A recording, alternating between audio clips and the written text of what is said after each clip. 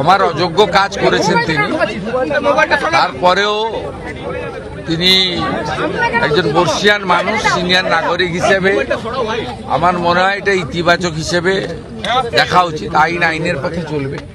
বিভিন্ন থানায় এফআইআর হয়েছে, 5 জন গ্রেপ্তার হয়েছে, 282টা পোস্টকে টেকডাউন করা হয়েছে, ডিলিট করা হয়েছে, ফেসবুক অ্যাকাউন্ট বন্ধ করে দেওয়া হয়েছে পশ্চিমবঙ্গ পুলিশের পক্ষ থেকে অভিযোগ করে প্রায় 282টা। 5 জন গ্রেপ্তার হয়েছে, স্পেসিফিক 6টা এফআইআরও হয়েছে। আইনের পথে চলবে, ওটা নিয়ে আমি কিছু বলবো না।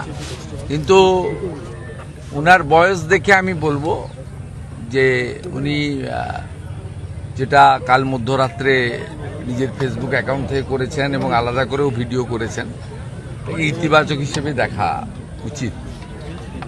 এবং এটা থেকে সবাইকে উনি নিজেও বলেছেন যে পরবর্তী মন্তব্য থেকে সতর্ক থাকবেন। ভালো।